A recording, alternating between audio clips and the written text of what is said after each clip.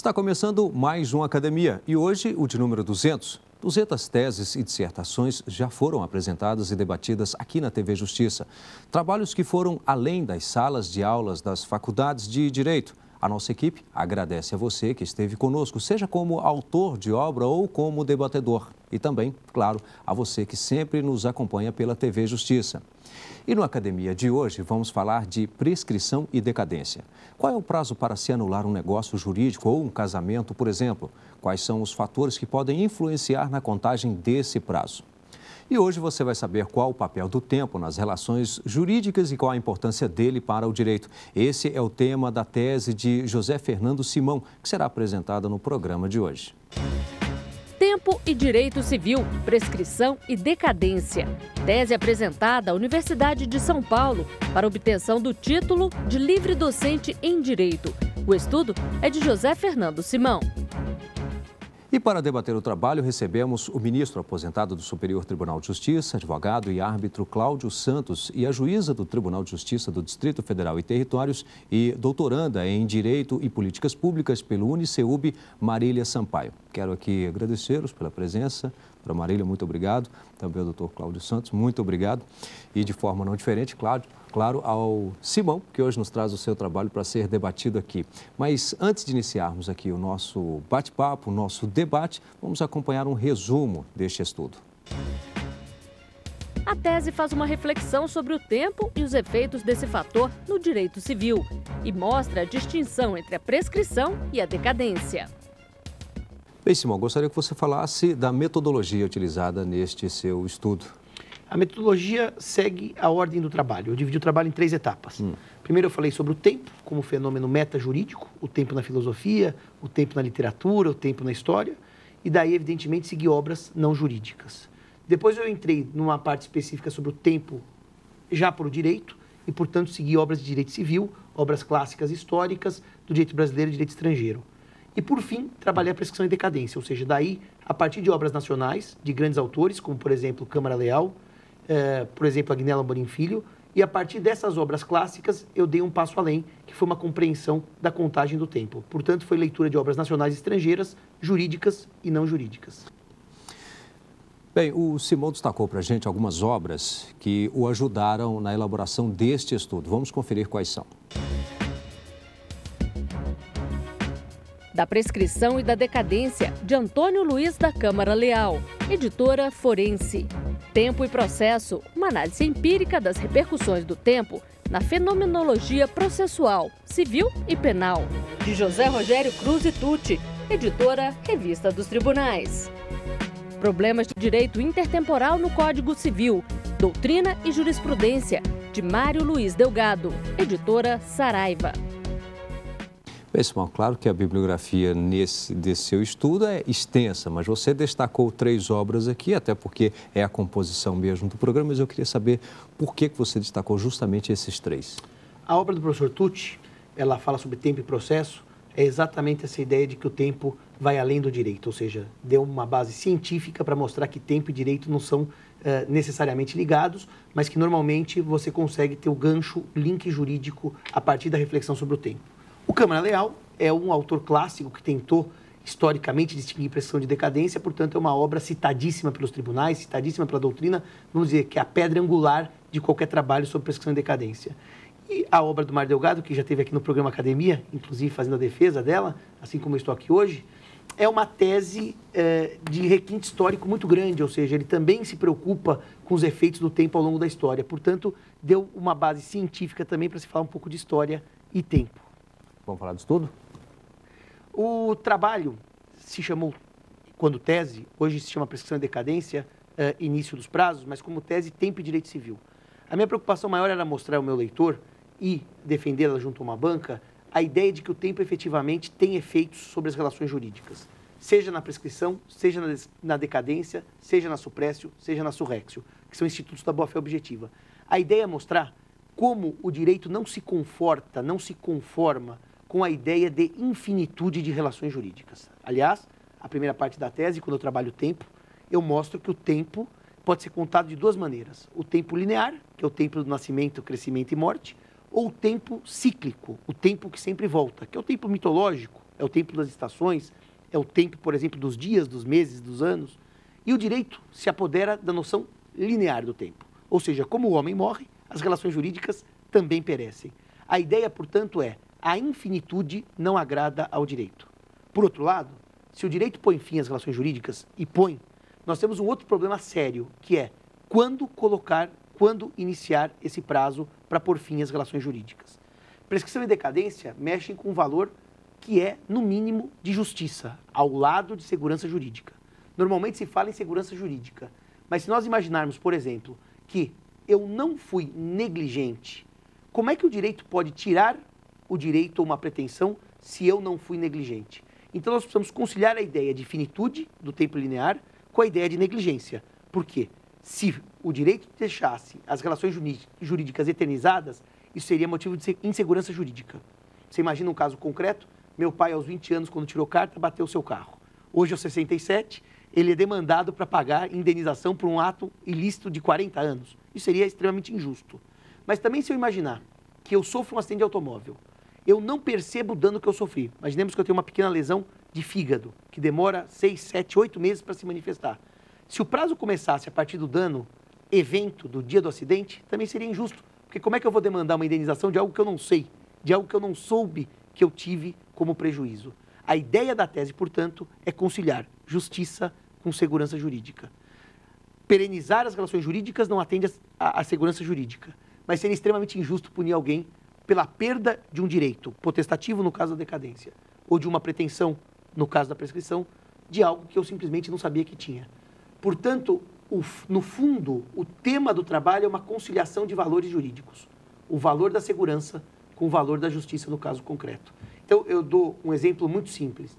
Nas relações patrimoniais, sujeitas a prazos decadenciais, como, por exemplo, fraude contra credores. O Código diz que o prazo é de 4 anos para se anular um negócio por fraude contra credores, artigo 178, e esse prazo se inicia com o negócio que gerou a fraude. Mas vamos imaginar que essa fraude se deu por uma compra e venda fraudulenta ou uma doação fraudulenta de um imóvel. Se eu seguir à risca o Código Civil, o prazo de 4 anos se inicia quando a venda se efetiva, por escritura pública, junto ao tabelionato de notas.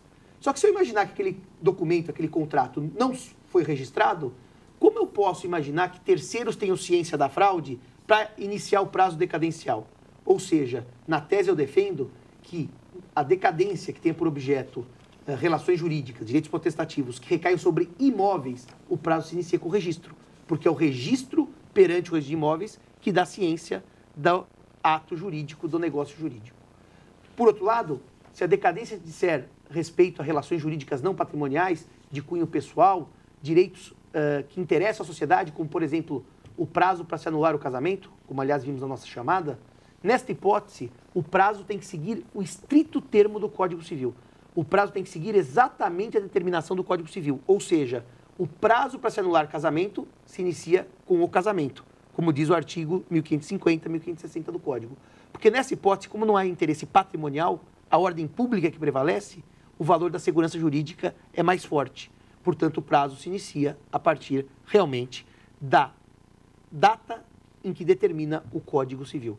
Já nas relações patrimoniais, o prazo não pode começar com essa rigidez, sob pena de uma enorme injustiça.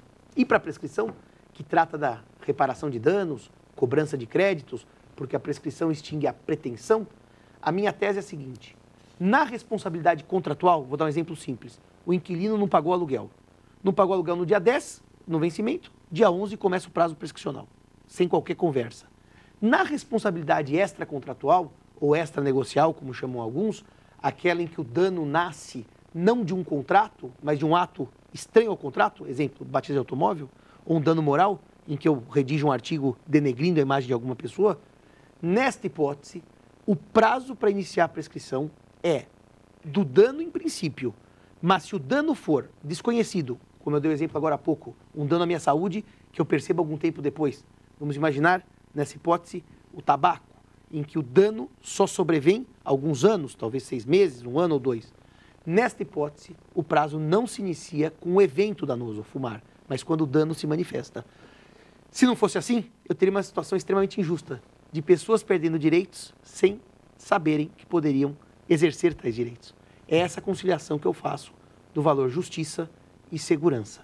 Mas para chegar nessa conclusão, eu passo por uma parte que eu chamo de sentimental do trabalho, que é toda uma reflexão sobre o tempo psicológico, o tempo histórico, o tempo dos contos de fadas, né? Era uma vez, que é o tempo atemporal, o tempo de espera e de angústia. Por exemplo, eu cito o caso dos portugueses, que esperam até hoje a volta do rei Dom Sebastião, ou seja, um tempo da infinitude, que a gente sempre espera que alguma coisa aconteça, e também o tempo filosófico, né? A partir dos filósofos gregos, modernos e pós-modernos, como cada um refletiu sobre o tempo.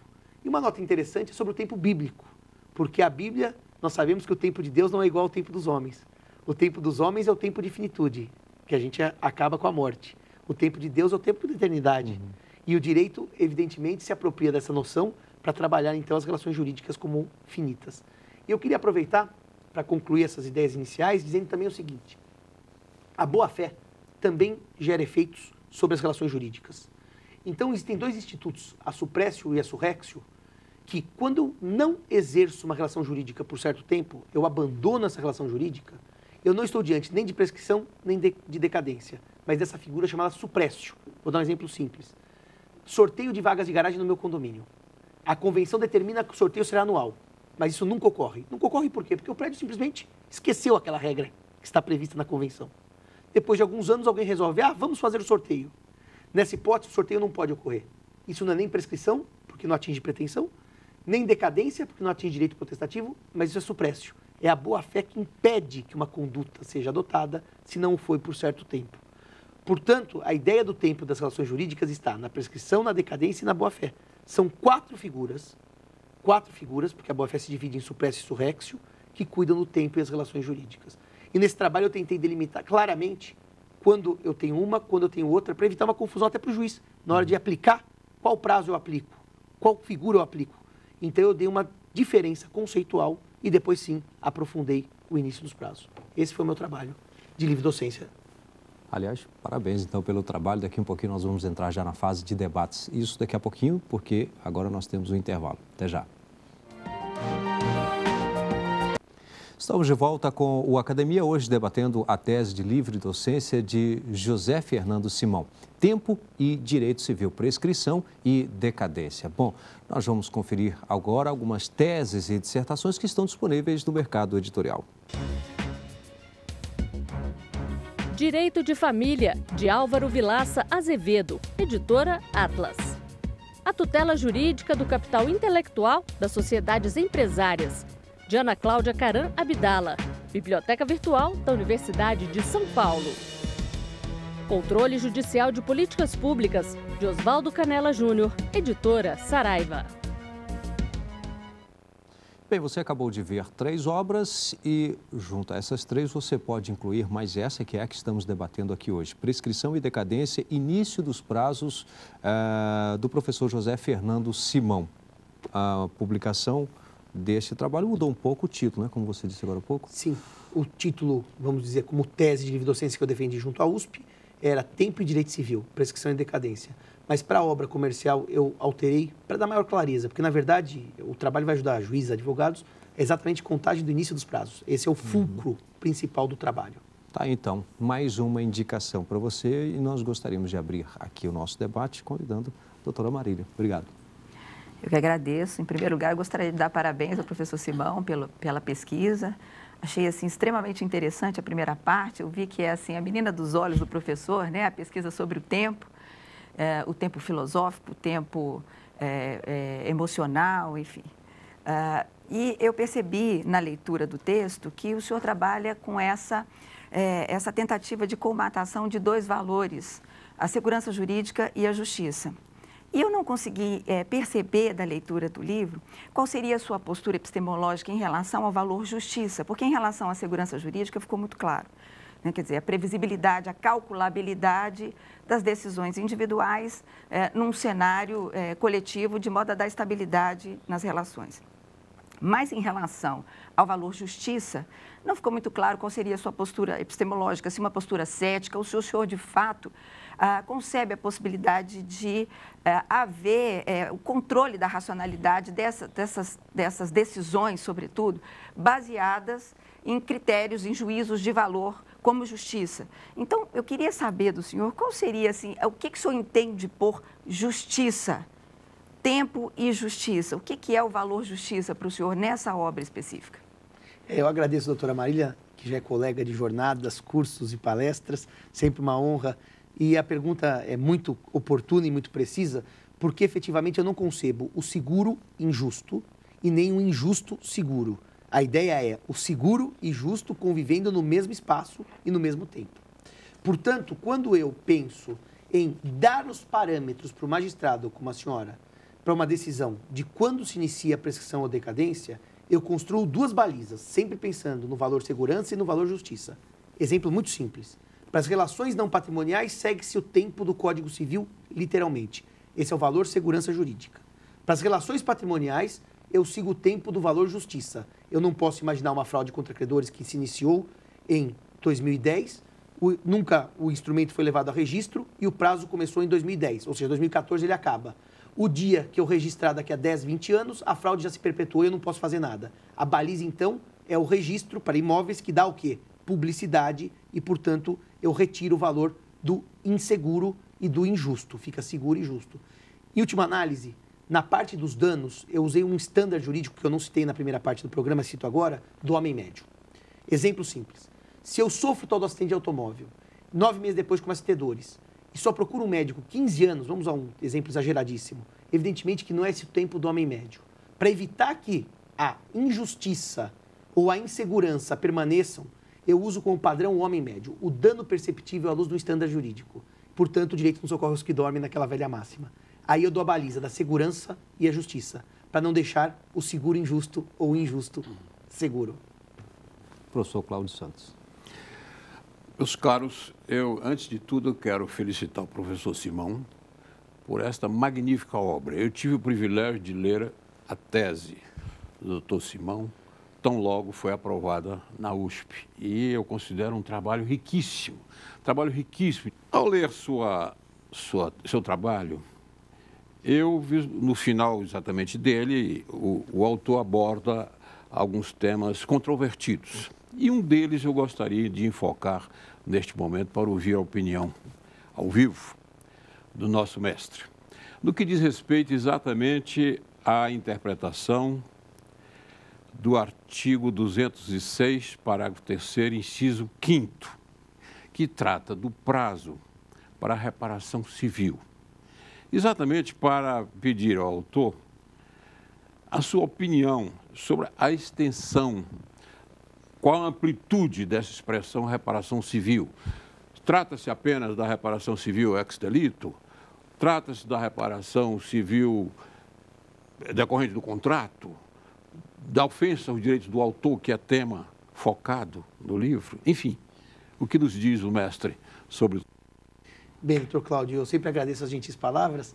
A última parte da tese, eu gastei algum tempo razoável, porque eu entendo que um trabalho científico acadêmico sem o aspecto prático, praticamente ele nada no vazio, ou seja, ele precisa tomar corpo para ser aplicado. Então, a última parte da tese, eu abordei questões práticas, seguro, prescrição e declaração de ofício, tratei de vício redibitório, tratei também de reparação civil. E esse tema é dos mais complexos, porque o Código Civil, quando veio a lume, tem dois prazos.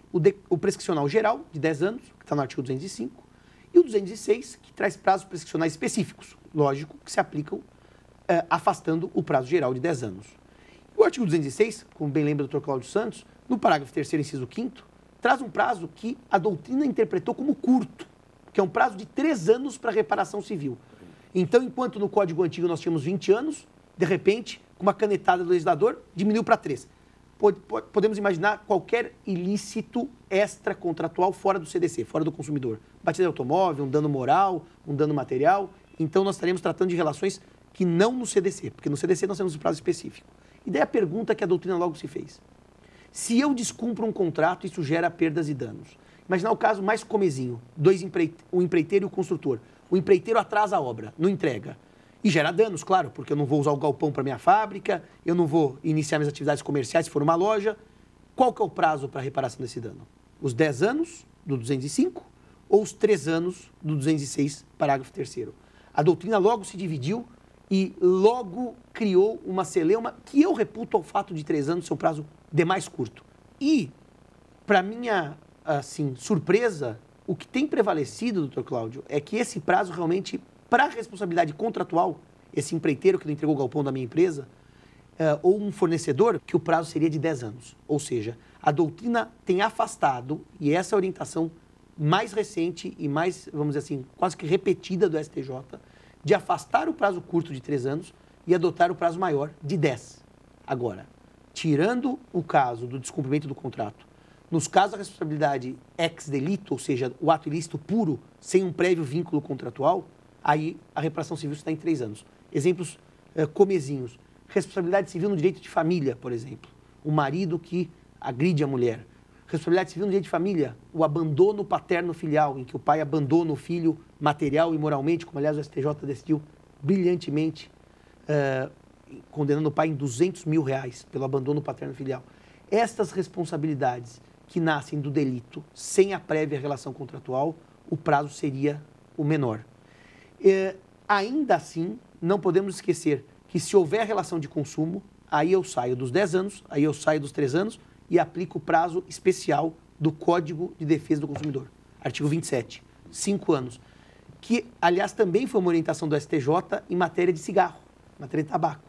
No caso do tabaco, o STJ entendeu que o dano pelo uso do cigarro era indenizável no prazo de 5 anos. É verdade que ali não houve indenização por outras questões, mas, assim, eu não estou dizendo que fechou, determinou a indenização, mas estou dizendo que, se indenizável for, o prazo da pretensão é o do CDC. O senhor citou aí o exemplo, talvez, e aí é só para ilustrar mesmo, a questão Pirelli, Ford e tal, deu o exemplo da obra.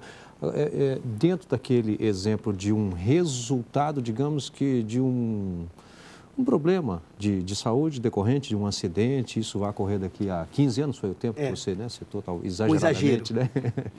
Agora, me diga uma coisa, quando a coisa é previsível, que tempo é esse? Por exemplo, olha, talvez o desabamento, vamos voltar à obra, o desabamento de um teto ou até mesmo a entrega, quando isso é previsível, não está fora dessa previsão.